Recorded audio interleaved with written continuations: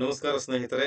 ನಾವು ನಿನ್ನೆ ದಿನ ಸಾರ್ವಜನಿಕ ಶಿಕ್ಷಣ ಇಲಾಖೆ ನಡೆಸ್ತಕ್ಕಂತಹ ಟಿಇಟಿ ಪರೀಕ್ಷೆಗಾಗಿ ಭಾಷೆ ಅದರ ಕುರಿತಾದ ಒಂದಿಷ್ಟು ಅಂಶಗಳನ್ನು ಚರ್ಚೆ ಮಾಡಿದೆವು. ಅದರ ಮುಂದುವರೆದ ಭಾಗ ಇದಾಗಿರುತ್ತೆ. Point number 7, it is under progress. It means ಭಾಷೆ ಯಾವಾಗಲೂ ಕೂಡ ಅದು ನಿರಂತರವಾಗಿ ಹರಿಯುತ್ತಿರುವ ನದಿಯಂತೆ. That is always in a progressive mood. ಅದನ್ನ ಬಳಸಿದ್ರೆ ಅದು ಬೆಳೀತಾ ಹೋಗುತ್ತೆ, ಬಳಸದೇ ಇದ್ರೆ ಅದು ಕೊಳಿತಾ ಹೋಗುತ್ತೆ. ಸೊ ಹೀಗಾಗಿ ಆ ಒಂದು ಎರಡು ಪ್ರಕ್ರಿಯೆಯಲ್ಲಿ it is ever changing. So ಹೊಸ ಶಬ್ದಗಳು ಅಲ್ಲಿಗೆ ಆಡ್ ಆಗ್ತಾ ಹೋಗ್ತಾ ಇರುತ್ತವೆ ಮತ್ತು ಕೆಲವೊಂದಿಷ್ಟು ಅನ್ವಾಂಟೆಡ್ ವರ್ಡ್ಸ್ಗಳು ಆ ಡಿಕ್ಷನರಿಯಿಂದ ಏನು ಬಳಕೆಯನ್ನ ಕಡಿಮೆ ಪ್ರಮಾಣದಲ್ಲಿ ಮಾಡಲಿಕ್ಕೆ ಸಾಧ್ಯತೆ ಇದೆ. ಸೊ ಇಟ್ ಮೀನ್ಸ್ ಆ ಶಬ್ದಗಳು ಬಳಕೆಯ ಪ್ರಮಾಣ ಕಡಿಮೆ ಆಗಬಹುದು. ದಿಸ್ ಈಸ್ ನೋಡಿ, ಇಲ್ಲಿ ಈ ಪ್ರೋಗ್ರೆಸ್ ಅಂತಂದ್ರೆ ಇದು ಡೆವಲಪ್ಮೆಂಟ್ ಗೆ ಸಂಬಂಧಪಟ್ಟಿದ್ದು, ಸಂಬಂಧಪಟ್ಟಿದೆ. This is related directly with development. So it is always under going process. ಭಾಷೆ ಬೆಳೀತಾ ಇರುತ್ತೆ. ಸೊ ಹೊಸ ಹೊಸ ಶಬ್ದಗಳು ಇಂಗ್ಲಿಷ್ಗೆ ಬಂದು ಸೇರ್ಪಡೆ ಆಗ್ತಾ ಇರುತ್ತೆ. For example, from Sanskrit many words are went into the dictionary of English. So even from Kannada ಹೋಗಿದೆ, even from Hindi, many languages.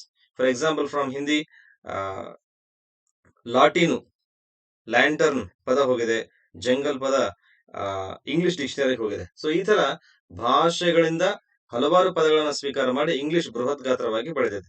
And it is ever changing. Every language it has its own kind or nature of changing itself. So ಪ್ರತಿ ಭಾಷೆ ಕೂಡ ಬದಲಾಗ್ತಾ ಇರುತ್ತೆ. So this is so ಇಲ್ಲಿ ಬದಲಾಗ್ಲಿಕ್ಕೆ ಕಾರಣ ಏನು ಅಂತಂದ್ರೆ, there may be many reasons. Just like cultural background ಆಗಿರ್ಬೋದು, ಕಲ್ಚರಲ್ ಅವಶ್ಯಕತೆಗಳು, ಸಾಂಸ್ಕೃತಿಕವಾಗಿ ಅವಶ್ಯಕತೆ ಭಾಷೆಯನ್ನು ಬದಲು ಮಾಡುತ್ತೆ.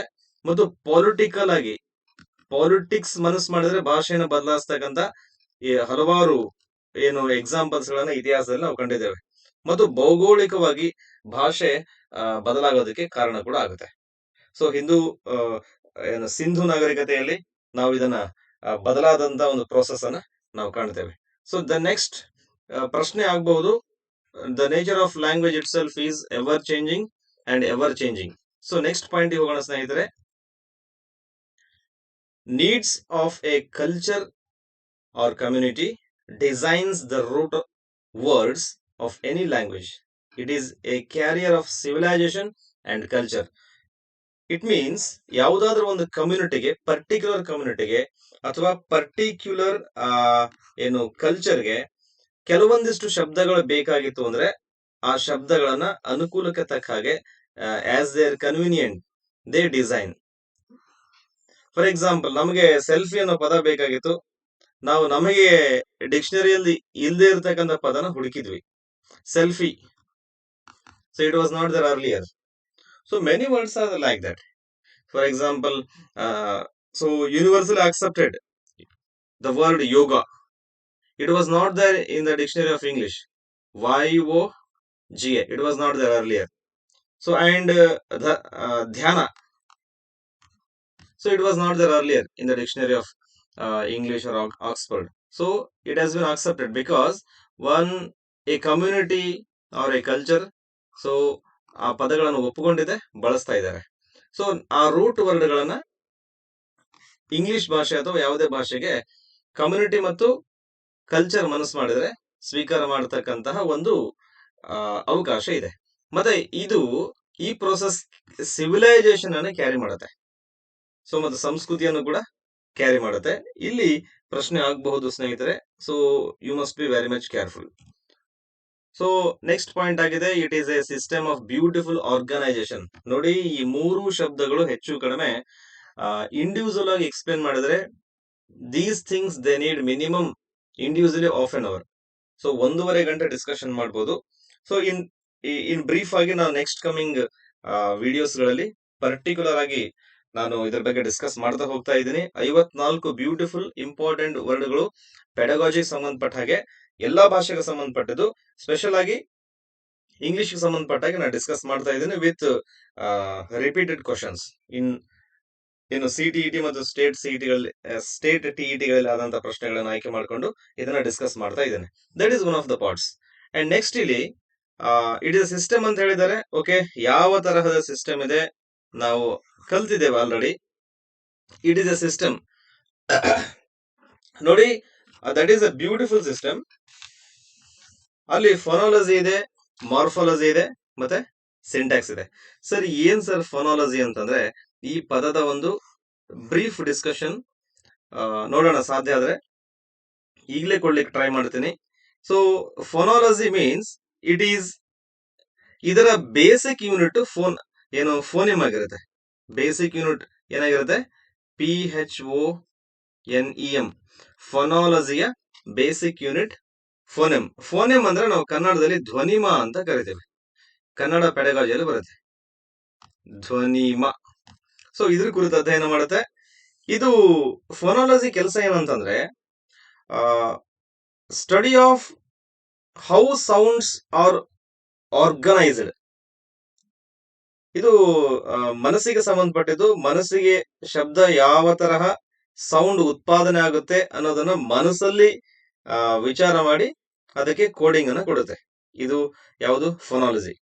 ಮತ್ತೆ ಇದು ಅಬ್ಸ್ಟ್ರಾಕ್ಟ್ ಲೆವೆಲ್ ಆಫ್ ಥಿಂಕಿಂಗ್, ಮೈಂಡಿಗೆ ಸಂಬಂಧಪಟ್ಟಿದ್ದು. ಇಲ್ಲಿ ಫೊನಾಲಜಿ ಅಂತಂದ್ರೆ ಪ್ರತಿ ಭಾಷೆಗೆ ಸಂಬಂಧಪಟ್ಟಂತೆ ಇದು ಕೆಲಸ ಮಾಡುತ್ತೆ. ಬಟ್ ಫೊನೆಟಿಕ್ಸ್ ಹಂಗಲ್ಲ. ಫೊನೆಟಿಕ್ಸ್ ಏನಾಗುತ್ತೆ? ಹೌ ದೇ ಆರ್ ಪ್ರೊಡ್ಯೂಸ್ಡ್, ಸೌಂಡ್ಗಳು ಹೇಗೆ ಪ್ರೊಡ್ಯೂಸ್ ಆಗುತ್ತೆ ಮತ್ತು ಸೌಂಡ್ಗಳು ಯಾವ ತರ ಟ್ರಾನ್ಸ್ಮಿಟ್ ಆಗುತ್ತೆ, ಮತ್ತೆ ಸೌಂಡ್ಗಳನ್ನ ರಿಸೀವ್ ಮಾಡೋದು ಹೇಗೆ ಅನ್ನೋದನ್ನ ಫೊನೆಟಿಕ್ಸ್ ಹೇಳ್ಕೊಡುತ್ತೆ. ಕನ್ಫ್ಯೂಸ್ ಆಗಬಾರದು. ನೋಡಿ, ಫೊನೆಟಿಕ್ ಅಂದ್ರೆ ಅದು ಒಂದು ಸೌಂಡಿಗೆ ಸಂಬಂಧಪಟ್ಟಿದ್ದು.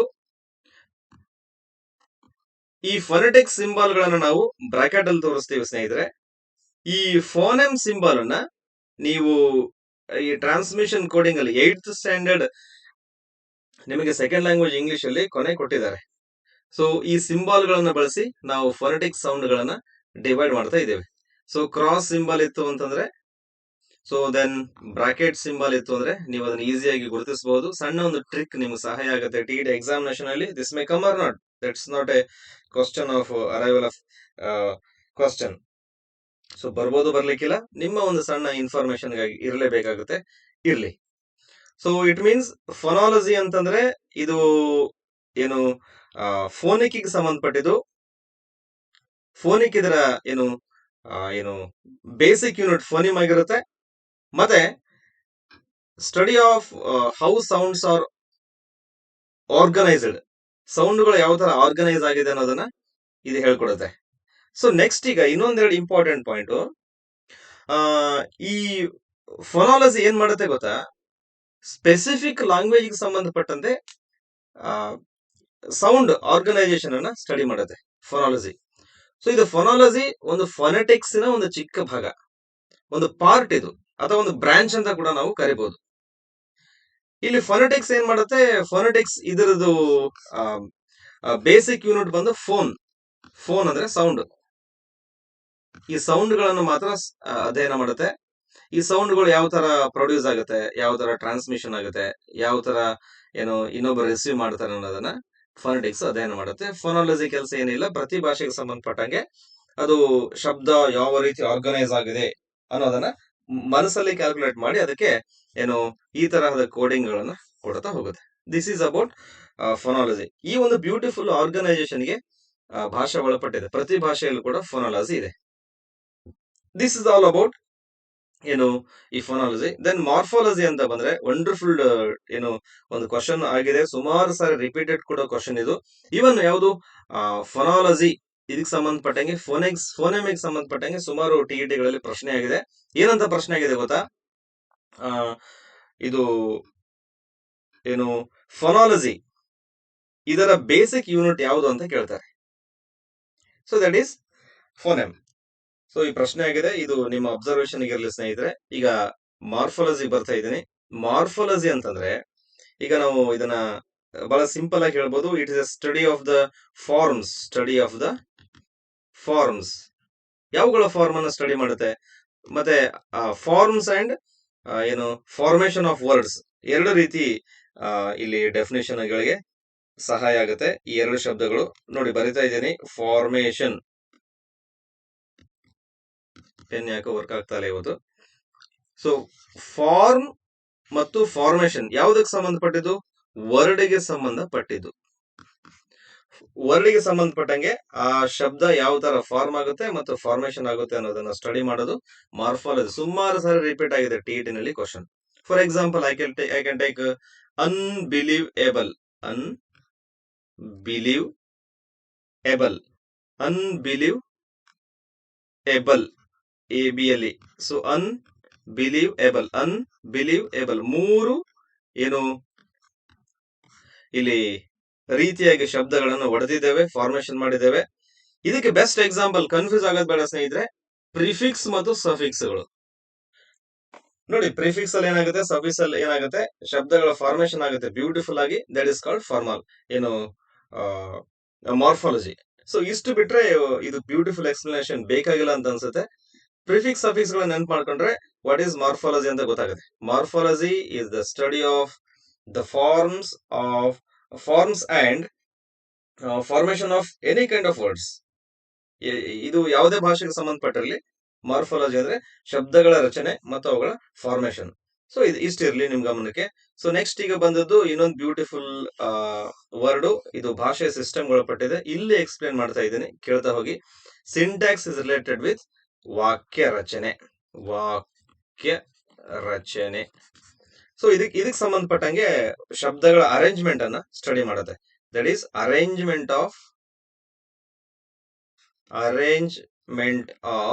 ವರ್ಡ್ಸ್. ಅರೇಂಜ್ಮೆಂಟ್ ಆಫ್ ವರ್ಡ್ಸ್ ಎಲ್ಲಿ? In a sentence. So pen ಇವತ್ತು ವರ್ಕ್ ಆಗ್ತಾ ಇಲ್ಲ ಸ್ನೇಹಿತರೆ, ಕ್ಷಮೆ ಇರಲಿ. ಬೇಕಿದ್ರೆ ಇದನ್ನ ಇನ್ನೊಂದ್ಸಾರಿ ವಿಡಿಯೋ ಮಾಡಿ ಕೊಡ್ತೇನೆ, ನೋಡೋಣ. ಸೊ ವಾಕ್ಯಗಳಲ್ಲಿ ಪದಗಳ ಸಮರ್ಪಕವಾದ ಜೋಡಣೆ, ಇದನ್ನ ಏನ್ ಮಾಡುತ್ತೆ ಈ ಸಿಂಟ್ಯಾಕ್ಸ್ ಹೇಳುತ್ತೆ. ಸೊ ಇಲ್ಲಿ ಇನ್ನೊಂದು ಇಂಪಾರ್ಟೆಂಟ್ ವಿಷಯ ಡಿಸ್ಕಷನ್ ಮಾಡಬಹುದು. So language is a system of beautiful organisation of phonology, morphology and syntax. So ಇದಲ್ಲದೆ ಲ್ಯಾಂಗ್ವೇಜ್ ಈಸ್ ಎ ಸಿಸ್ಟಮ್. ಇದೊಂದು ಸಿಸ್ಟಮ್ ಆಫ್ ಸಿಸ್ಟಮ್ ನಾವು ಹಿಂದೆ ಕಲ್ತಿದೀವಿ already. So system of system ಯಾಕಂತಂದ್ರೆ ಇಲ್ಲಿ ಬ್ಯೂಟಿಫುಲ್ ಏನು ಮಾರ್ಫಾಲಜಿ ಇದೆ, ಫೊನಾಲಜಿ ಇದೆ, ಸಿಂಟ್ಯಾಕ್ಸ್ ಇದೆ. ಸೊ ಈ ಕಾರಣದಿಂದ ಇದು ಸಿಸ್ಟಮ್ ಆಫ್ ಸಿಸ್ಟಮ್. ಭಾಷೆಯಲ್ಲಿ ಸಿಸ್ಟಮ್ ಇದೆ ಅಂತಂದ್ರೆ so there is sounds are there, vocabularies are there and structures are there. ಕೇವಲ ನಾವು ಸಿಸ್ಟಮ್ ಅಂತ ಇದನ್ನ ನಾವು ಈ ಶಬ್ದವನ್ನ ಡಿಕೋಡಿಂಗ್ ಮಾಡಿ ನೋಡಿದ್ರೆ some sounds are there, 44 sounds are there, then vocabulary is there, then structures of sentences are there. So 3 ರೀತಿಯ ಅಳವಡಿಕೆಯಿಂದ ಭಾಷೆನ ಸಿಸ್ಟಮ್ ಅಂತ ಹೇಳ್ಬೋದು. ಬಟ್ ಈ ಒಂದು ಪಾಯಿಂಟ್ ನಂಬರ್ 9 ತಗೊಂಡ್ರೆ this is a system of system means ಅಲ್ಲಿ ಫೋನಾಲಜಿ, ಮಾರ್ಫಾಲಜಿ, ಸಿಂಟ್ಯಾಕ್ಸ್ ಅಂತಕ್ಕಂಥ beautiful organisation ಇದೆ. So this is all about point number 9. Confuse ಆಗ್ತಕ್ಕಂಥಲ್ಲ, ಇದನ್ನ ಇಂಪಾರ್ಟೆಂಟ್ ಅಂಶ ಅಂತಾನೆ ಎಕ್ಸಾಮಿನೇಷನ್ ಗೆ ಪರಿಗಣಿಸಿ ಒಂದ್ಸಾರಿ ರಿವಿಷನ್ ಮಾಡೋಣ ಕ್ವಿಕ್ ಆಗಿ. ಫೋನಾಲಜಿಗೆ ಸಂಬಂಧಪಟ್ಟಿದ್ದು ಇದು ಧ್ವನಿಮಾ, ಫೋನೆಮ್ ಇದರ ಏನು ಬೇಸಿಕ್ ಯೂನಿಟ್ ಆಗಿರುತ್ತೆ. ಮಾರ್ಫಾಲಜಿ ವರ್ಡ್ ಗೆ ಸಂಬಂಧಪಟ್ಟಿದ್ದು, ವರ್ಡ್ ಫಾರ್ಮೇಶನ್ ಮತ್ತೆ ವರ್ಡ್ ಹುಟ್ಟೋ ರೀತಿ ಮಾರ್ಫಾಲಜಿ ಗೊತ್ತಿದೆ. ಸಿಂಟ್ಯಾಕ್ಸ್ ಅಂದ್ರೆ ಸಮರ್ಪಕವಾಗಿ ವಾಕ್ಯ ರಚನೆ ಮತ್ತು ಮೀನಿಂಗ್ಫುಲ್ ಆಗಿರತಕ್ಕಂಥ ವಾಕ್ಯ ರಚನೆ ಮತ್ತು ಪದಗಳ arrangement. This is all about this point number 9. And again point number 10 I am going to take you. ಇಲ್ಲಿ ಸೌಂಡ್ಸ್ ಗಳನ್ನ ಅಧ್ಯಯನ ಮಾಡ್ತಾ ಇದ್ದೇವೆ. ಸಾರಿ, ಫೊನೆಟಿಕ್ಸ್ ಎಲ್ಲಿದೆ? Okay, phonetics. ಈ ಫೊನೆಟಿಕ್ಸ್ ನೋಡಿ, this is study of sounds. ಸುಮಾರು ಸಾರಿ ರಿಪೀಟ್ ಆಗಿದೆ ಸ್ನೇಹಿತರೆ, ಮರಿಬೇಡಿ. STUDY, study of sound. Now it's working. Okay, study of sound, phonetics.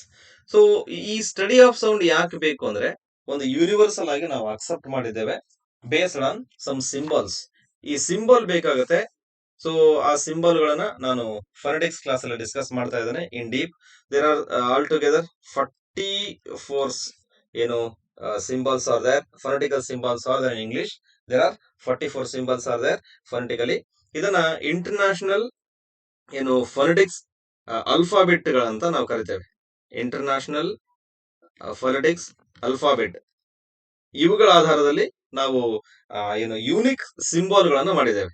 Unique symbol, UNIQUE, unique symbol. Wherever you go, in case if you go to Nepal, we use these unique symbols to speak British English. In case if you go to Australia, we use these IPA based, IPA recommended 44 unique symbols to speak English. So ಇಂಡಿಯಾಗೆ ಬಂದ್ರೆ ಅದೇ 44 symbol ಗಳನ್ನು ಬಳಸಿ ನಾವು English ಭಾಷೆಯನ್ನು ಮಾತಾಡಬೇಕಾಗುತ್ತೆ. But our mother language it influences on English.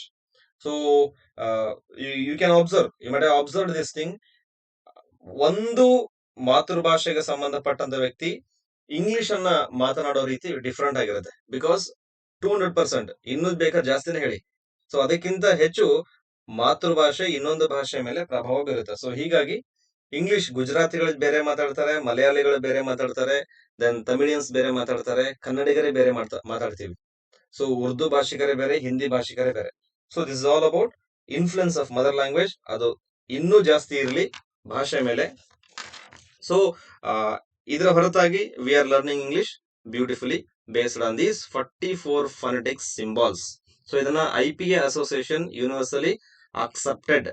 So ಇಲ್ಲಿ ಏನಾಗುತ್ತೆ, ಸೌಂಡ್ ಸಾರಿ ಯಾವುದು ಈ phonetics, look at the word here, sound ಅಂತ ಇದೆ. How they are made, English ಅಲ್ಲಿ that's most important. How they are made, ಸೌಂಡ್ಗಳು ಹೆಂಗಾಗಿವೆ. Then how they are heard, ನಮಗೆ ಹೇಗ್ ಕೇಳುತ್ತೆ, ಆ ಶಬ್ದಗಳು ಹೇಗ್ ಕೇಳಿಸ್ತಾವ ನಮಗೆ. Then how they are transmitted, ಅವುಗಳನ್ನು ಟ್ರಾನ್ಸ್ಮಿಟ್ ಮಾಡೋದು ಹೇಗೆ, ಟ್ರಾನ್ಸ್ಮಿಷನ್ ಮಾಡೋದು ಹೇಗೆ.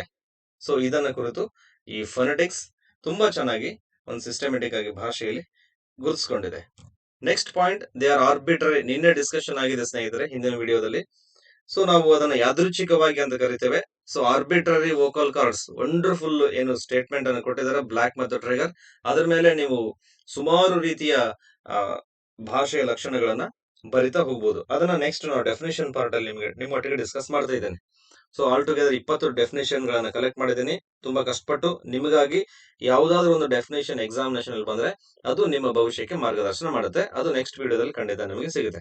ಸೊ ದೆನ್ ಆರ್ಬಿಟ್ರರಿ ಮೀನ್ಸ್ ಯಾದೃಚ್ಛಿಕವಾಗಿ. ಸೊ ಏನ್ ಸರ್ ಹಿಂಗಂದ್ರೆ ಯಾದೃಚ್ಛಿಕವಾಗಿ ಅಂದ್ರೆ, ನೀವು ಆಲ್ರೆಡಿ ಲ್ಯಾಂಗ್ವೇಜ್ ಟೀಚರ್ಸ್ ಗಳು BEd ಗಳಲ್ಲಿ ಕಲ್ತಿದ್ದೀರಿ, DEd ಮತ್ತು MEd ಗಳಲ್ಲಿ ಕಲ್ತಿದ್ದೀರಿ. ಸೊ ಇಲ್ಲಿ ಉಳಿದವರಿಗೆ ಸ್ವಲ್ಪ ರೀತಿಯಲ್ಲಿ ಅರ್ಥ ಮಾಡಿಸೋದಾದ್ರೆ, TET ಪರೀಕ್ಷೆಗೆ there is no logical connection between meanings and sounds. ಏನು ಅರ್ಥಗಳಲ್ಲಿ ಮತ್ತು ಸೌಂಡ್ಗಳಲ್ಲಿ ಲಾಜಿಕಲ್ ಕನೆಕ್ಷನ್ ಇಲ್ಲ. ನಾವು ಉಚ್ಚಾರ ಮಾಡೋದು ಒಂದು ರೀತಿ, ಅದನ್ನ ಅರ್ಥ ಮಾಡೋದು ಒಂದು ರೀತಿ. ಸೊ ಅರ್ಥ ಒಂದೇ ರೀತಿ ಇರಲ್ಲ, ಮತ್ತೆ ಬೇರೆ ಏನು ಮೀನಿಂಗ್ ಅನ್ನ ಹೊಂದಿರುತ್ತೆ. ಸೊ ಹೀಗಾಗಿ ಎರಡರಲ್ಲಿ ಸಾಮ್ಯತೆ ಇರಲ್ಲ, ಲಾಜಿಕಲ್ ಕನೆಕ್ಷನ್ ಇರಲ್ಲ. That is called arbitrary. So ಇದನ್ನ ಡೀಪ್ ಆಗಿ ಡಿಸ್ಕಸ್ ಮಾಡೋಣ ಸ್ನೇಹಿತರೆ. ಇದು ಭಾಷೆ ಲಕ್ಷಣ ಕೂಡ ಹೌದು. ಇಂಪಾರ್ಟೆಂಟ್ ವಿಷಯ, ಬ್ಲಾಕ್ ಅಂಡ್ ಟ್ರೈಗರ್ ಇದನ್ನ ಪದ ಬಳಸಿದರೆ ವೆರಿ ಫಸ್ಟ್ ಈ ಪದ ಬಳಸಿದ ಅವರಿಂದ. ನೋಡಿ, next language is A code. ಭಾಷೆಯನ್ನ ಕೋಡಿಂಗ್ ಅಲ್ಲಿ ಕೂಡ ನಾವು ಬರೀಬಹುದು. ಕಂಪ್ಯೂಟರ್ ಭಾಷೆ ಗೊತ್ತಾಗುತ್ತೆ. ಸೊ ನಾವು ಗುಪ್ತಚರ ಭಾಷೆ, ನೇವಿಗಳಲ್ಲಿ ಮತ್ತು ಡಿಫೆನ್ಸ್ ಗಳಲ್ಲಿ ಈ ಕೋಡಿಂಗ್ ಗಳ ಮೂಲಕನೇ ಏನು ಮಾತಾಡ್ತಾರೆ. ಅಭಿನಂದನ್ ವರ್ತಮಾನ್, ಸೊ ಅವ್ರ ಕಡೆಗಿದ್ದಂತ ಚೀಟಿಯನ್ನು ನೋಡಿದ್ರೆ ಆ ಚೀಟಿಯಲ್ಲಿ ಕೋಡಿಂಗ್ ಇತ್ತು. ಸೊ ಬೇರೆ ದೇಶದ ಶತ್ರು ದೇಶದ ಏನು ಸೈನಿಕರಿಗೆ ಆ ಕೋಡಿಂಗ್ ಅರ್ಥ ಆಗಲ್ಲ. So we have own kinds of codings, military ಭಾಷೆಯಲ್ಲಿ ಬಳಸ್ತೇವೆ. ದೆನ್ ಏನು ಟೆಕ್ನಾಲಜಿಯಲ್ಲಿ ಮಾತ್ರ ಕೋಡಿಂಗ್ ಅನ್ನ ಸಮರ್ಪಕವಾಗಿ ಬಳಸ್ತಾ ಇದ್ದೇವೆ. ದಟ್ ಈಸ್ ಭಾಷೆ ಒಂದು ಕೋಡ್ ಆಗಿದೆ, accepted universally.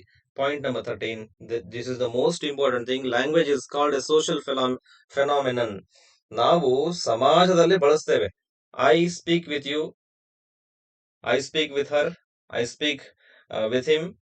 ಸೊ ನಾನು ಪ್ಲಸ್ ಒಬ್ಬ, ನಾನು ಪ್ಲಸ್ 4 ಜನ, ನಾವು ಪ್ಲಸ್ ಒಬ್ಬ, ನಾವು ಪ್ಲಸ್ 100 ಜನ.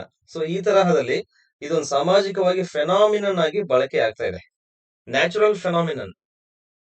ಸೊ ಸೂರ್ಯ ಏನು ಹುಟ್ಟಬೇಕಾದ್ರೆ, ಸೂರ್ಯ ಏನು ಸೂರ್ಯಾಸ್ತವಾಗಬೇಕಾದ್ರೆ ಏನು ನ್ಯಾಚುರಲ್ ಫೆನಾಮಿನನ್ ಇರುತ್ತೆ. ಸೊ ಆ ತರಹ ಇಲ್ಲಿ ಏನು ಪ್ರಾಕೃತಿಕವಾಗಿ ಭಾಷೆ ಅನ್ನೋದು ಬಳಕೆ ಆಗುತ್ತೆ. ಇದು ಒಂದು ಭಾಷೆ ಲಕ್ಷಣ ಅಂತ ಕೂಡ ನಾವು ಬೇಕಾದ್ರೆ ಕನ್ಸಿಡರ್ ಮಾಡಬಹುದು. ಸೊ ನಾವು ಇನ್ನೊಂದೇನು ವೆರಿ ಇಂಪಾರ್ಟೆಂಟ್ ಥಿಂಗ್ ಇಲ್ಲಿ ನೋಡಿ, ಬೇಕಾದ್ರೆ ಗೊತ್ತಾಗ್ತಾ ಇದೆ ನಮಗೆ. Language undergoes a continuous through unnoticed process of growth. So ಭಾಷೆ, ಇದು ಕ್ವಶನ್ ಆಗಿದೆ ಸ್ನೇಹಿತರೆ. ಭಾಷೆ ಲಕ್ಷಣಗಳಲ್ಲಿ ನಮಗೆ ಗೊತ್ತಾಗದಂತೆ ಇಟ್ ಅಂಡರ್ಗೋಸ್ ಎ ಕಂಟಿನ್ಯೂಸ್, ನಿರಂತರವಾಗಿ ಪ್ರಕ್ರಿಯೆ ನಡೀತಾ ಇರುತ್ತೆ. ಸೊ ಪ್ರೊಸೆಸ್ ಆಫ್ ಗ್ರೋತ್, ನಮಗೆ ಗೊತ್ತಿಲ್ಲದಂತೆ ಭಾಷೆಯಲ್ಲಿ ಬೆಳವಣಿಗೆ ಆಗ್ತಾ ಇರುತ್ತೆ. ಸೊ ಒಪ್ಕೋಬೋದಾ ಸ್ನೇಹಿತರೆ? ಒಪ್ಕೋಬೋದಾ? Yes, accepted. So many English words can be seen, they were unknown before. So ಪ್ರತಿನಿತ್ಯ ಸುಮಾರು ಶಬ್ದಗಳು ಇಂಗ್ಲಿಷ್ ಭಾಷೆಗೆ ಸಿಗ್ತಾ ಹೋಗುತ್ತೆ. ಸೊ ಹೀಗಾಗಿ that is a kind of process of growth of any languages. So English ಅಲ್ಲಿ ಬಹಳ ಕ್ವಿಕ್ ಆಗಿ ಇದಾಗ್ತಿದೆ, ಬಿಕಾಸ್ ಇಟ್ ರಿಸೀವ್ ಮಾಡ್ತಕ್ಕಂಥ ಕ್ವಾಲಿಟಿ ಇಂಗ್ಲಿಷ್ಗೆ ತುಂಬಾ ಚೆನ್ನಾಗಿದೆ. ಸೊ ಹೀಗಾಗಿ ಭಾಷೆ ಶ್ರೀಮಂತವಾಗಿ ಹೋಗ್ತಾ ಇದೆ. So this is all about this undergoes continuous. Unnoticed period ಅಲ್ಲಿ ಇದು ಪ್ರೊಸೆಸ್ ಆಗ್ತಾ ಇರುತ್ತೆ, ಬಟ್ ಗ್ರಾಜುವಲ್ ಗ್ರೋತ್ ಮಾತ್ರ ಇದ್ದೇ ಇರುತ್ತೆ. ಸೊ ನೆಕ್ಸ್ಟ್ ಥಿಂಗ್, ಯೂಸ್ ಮಿ ಮೋರ್. ಇಲ್ಲ ಅಂದ್ರೆ ನನ್ನ ಕೊಳೆತು ಹೋಗ್ತೇನೆ, ನಾನು ನಶಿಸಿ ಕೂಡ ಹೋಗ್ಬೋದು. So every language it is unique. So UNESCO ಏನ್ ಮಾಡಿದೆ, ಒಂದ್ ಕಡೆ ಓದಿದ್ ನೆನಪು, ಎಲ್ಲಿ ಅಂತ ಗೊತ್ತಿಲ್ಲ. ಸೊ ಯುನೆಸ್ಕೋ ಗೊತ್ತಲ್ಲ ನಿಮಗೆ, UNESCO. ಯುನೆಸ್ಕೋ 64 ಭಾಷೆ, ಯಾರಾದ್ರೂ ಸ್ವಲ್ಪ ನೋಡಿ ರೆಫರ್ ಮಾಡಿ, 64 60 ನೆನಪು ಬರ್ತಾ ಇಲ್ಲ. So may be 64 I think, exactly ನೋಡೋಣ. ಸೊ ಇದ್ರ ಬಗ್ಗೆ ಯಾರಾದ್ರೂ ರೆಕಮೆಂಡ್ ಮಾಡಿ, ಒಂದು ನಾಲೆಜ್ ನಿಮ್ಗಿರ್ಲಿ. ಸೊ 64 ಭಾಷೆಗಳನ್ನ ಹೇಳಿದರೆ, ಆ 64 ಭಾಷೆಗಳು ಒಬ್ಬ ಅಥವಾ ಇಬ್ಬರಿಂದ ಮಾತ್ರ ಮಾತನಾಡಲ್ಪಡುತ್ತಿವೆ. ಸೊ ನೋಡಿ, ಒಂದು ಎಕ್ಸಾಂಪಲ್, 2-3 ಎಕ್ಸಾಂಪಲ್ಸ್ ನಾನು ನನಗೆ ನೆನಪಿರೋ ಹಾಗೆ. ಒಂದು ಭಾಷೆ ಇದೆ ಅರಿಕಾಪು ಅಂತ ಹೇಳಿ, ಅದನ್ನ ಯಾವ ತರ ಪ್ರೊನೌನ್ಸ್ ಮಾಡ್ಬೇಕು ಗೊತ್ತಾಗ್ತಾ ಇಲ್ಲ. ARI, ಅರಿಕಾಪು, KAPU. So this will be spoken by 2 only, ಇಬ್ಬರೇ ಮಾತಾಡ್ತಾರೆ ಈ ಭಾಷೆನ. ಸೊ ಅದು ಹೇಗೆ ಅದು ಭಾಷೆ ಆ ಮಟ್ಟಕ್ಕೆ ಹೋಯ್ತಾ ಗೊತ್ತಾಗ್ತಾ ಇಲ್ಲ. ಸೊ ಬಳಕೆ ಇಲ್ದಿದ್ರೆ ಅದು ನಶಿಸಿ ಹೋಗ್ತಕ್ಕಂಥ ಸಾಧ್ಯತೆ ಕೂಡ ಇದೆ. ದೆನ್ ಬಿಕ್ಯಾ ಅಂತ ಒಂದು ಲ್ಯಾಂಗ್ವೇಜ್ ಇದೆ, BIKYA, ಬಿಕ್ಯಾ ಅಂತ ಒಂದಿದೆ. ಲಾವು ಅಂತ ಇದೆ. ಕಿಲಿಮಾಂಜಾರೋ ಪರ್ವತ ಶ್ರೇಣಿಗಳಲ್ಲಿ ಟ್ರೈಬಲ್ ಜನಗಳು ಒಂದು ಭಾಷೆ ಬಳಸ್ತಾರೆ.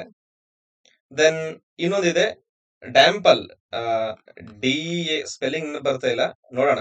DAMPLE ಐ ಥಿಂಕ್, ಡ್ಯಾಂಪಲ್, DURDA. we can have a discussion. So these 3 languages will be spoken by single person, ಒಬ್ಬನೇ ಮಾತಾಡ್ತಾನೆ. ಸೊ ಇಂಥ 64 ಭಾಷೆಗಳನ್ನ, ಅಳಿವಿನಂಚಿನಲ್ಲಿರುವ 64 ಭಾಷೆಗಳನ್ನ ಯುನೆಸ್ಕೋ ಪಟ್ಟಿ ಮಾಡಿದೆ. ಸೊ ಆ ಭಾಷೆಗಳ ಮೇಲೆ ಸುಮಾರು ರೀತಿಯ ಇನ್ವೆನ್ಷನ್ಸ್ಗಳು, ರಿಸರ್ಚ್ಗಳು ಈಗಲೂ ನಡೀತಾ ಇದೆ. Use me, otherwise it will be died. So next point, Patanjali ಬಗ್ಗೆ.